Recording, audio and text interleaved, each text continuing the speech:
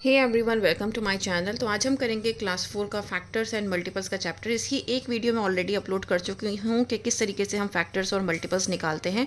तो बेसिकली आज हम क्वेश्चंस करने वाले हैं और उसी में मैं आपको फिर से एक्सप्लेन करने वाली हूँ सब कुछ। तो आज क्या करना है, सबसे पहले हमें कॉमन फैक्टर्स निकालने हैं।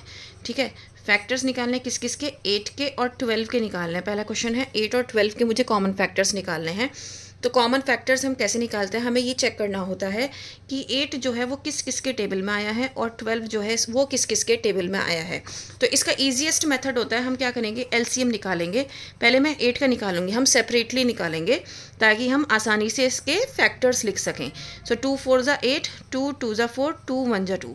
अब आप कहोगे तो सारे 2 2 2 आ गए, मैं इसके फैक्टर्स कैसे लिखूं। तो पहला फैक्टर हो गया 2 और 4, 2 4 ज़ा 8 होता है। तो पहला फैक्टर हो गया 8 का 2 और 4। फिर अगर आप ये देखो 2 2 ज़ा 4, ठीक है, तो 4 और 2 फिर से यही आ गया। देन उसके बाद 2 2 ज़ा 4, 2 ज़ा 8, 8 और 1, 8 एंड 1। तो यही क्या होते हैं, इसके फैक्टर्स होते हैं। हमेशा हमें क्रॉस वाइज में देखना होता है। तो ये हो गया पहले 2 और 4। देन उसके बाद मैंने क्या किया, इन दो की मल्टीप्लाई करी, 2 2 ज़ा 4 और फिर इसके साथ चेक किया 4 2 ज़ा 8, सेम फैक्टर्स आ रहा था। फिर उसके बाद मैंने क्या किया, 2 2 ज़ा 4, 4 2 ज़ा 8 और इसके साथ मल्टीप्लाई किया। तो दैट मीन्स मेरे फैक्टर्स निकल के आ गए। ये ईजीएस्ट मेथड है जो मैं आपको समझा रही हूँ। समझने में थोड़ा सा टाइम लगेगा, लेकिन अगर आपने एक बार समझ लिया तो आपकी कभी गलती हो नहीं सकती। मैं आपको 12 का फिर से करके 12 का करके दिखाती हूँ। देखो 2 6 ज़ा 12 होता है, 2 3 ज़ा 6 होता है, देन 3 1 ज़ा 3। अब मैं इसके फैक्टर्स कैसे लिखूंगी, मैंने कहा आपको क्रॉस वाइज देखना है। तो 2 और 6 इसके फैक्टर हो गए। देन अब मैं क्या चेक करूंगी, 2 2 ज़ा 4, 4 और 3 इसके फैक्टर हो गए। देन 2 2 ज़ा 4, 4 3 ज़ा 12, 12 और 1 इसके फैक्टर हो गए। आया समझ में।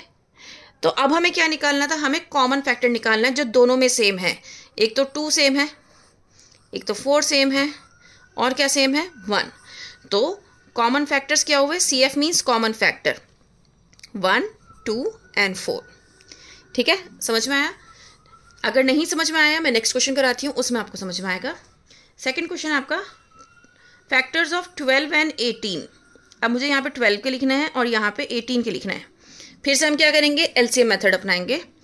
ठीक है, क्योंकि अगर मैं टेबल पढ़ के रहूँगी ना, ये तो चलो छोटा नंबर है, मैं कहूँगी 2 6 ज़ा 12, 6 2 ज़ा 12, 3 4 ज़ा 12, मैं कर सकती हूँ। लेकिन अगर कोई बड़ा नंबर आ गया और ऐसा नंबर आ गया जो नॉर्मली 6 और 7 के टाइम्स टेबल तक नहीं आता है, तब आपके लिए बहुत मुश्किल हो जाएगी। इसलिए एलसीएम मेथड आपको पता होना बहुत ज़रूरी है। तो 12 देखते हैं, 2 6 ज़ा 12, 2 3 ज़ा 6, सॉरी 2 3 ज़ा 6, देन 3 1 ज़ा 3। सो अगेन 2 और 6 मेरा क्या हो गया, पहला फैक्टर हो गया।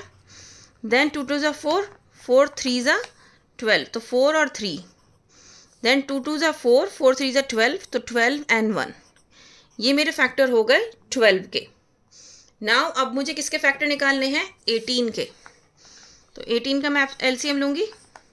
2 टाइम्स 9 इज़ 18, ठीक है, 3 times 3 is 9 and 3 times 1 is 3। अब मैं कैसे चेक करूँगी, क्रॉस वाइज। 2 और 9 मेरा क्या हो गया, 18 का फैक्टर हो गया। ठीक है, देन 2 3 ज़ा 6, तो 6 टाइम्स 3 क्या हो गया, मेरा 18 का फैक्टर हो गया। नाउ 2 3 ज़ा 6, 6 3 ज़ा 18, 18 टाइम्स 1 क्या हो गया, मेरा फैक्टर हो गया 18 का। तो ये सारे किसके फैक्टर हैं, 18 के फैक्टर हैं। ठीक है, अब हमें कॉमन फैक्टर निकालना है। तो 2 कॉमन है, 3 कॉमन है, 6 भी कॉमन है, और क्या कॉमन है, 1 कॉमन है।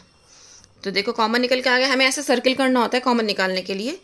तो कॉमन फैक्टर हमारे कौन कौन से हो गए, 1 2 3 और 6। ये मेथड सबसे इजी है जो मैं आपको बता रही हूँ। वैसे आप एक मेथड से और कर सकते हैं। जैसे 12 आप लिखेंगे तो आप चेक करेंगे, 2 के टेबल से स्टार्ट करेंगे। 2 एंड 6 के टेबल, 2 6 ज़ा 12 होता है। देन 3 4 ज़ा 12 होता है, 4 3 ज़ा 12 होता है। 5 के टेबल में 12 नहीं आता। 6 2 ज़ा 12 होता है। देन 7 के टेबल में 12 नहीं आता। 8 के टेबल में 12 नहीं आता। 9 के टेबल में 12 नहीं आता।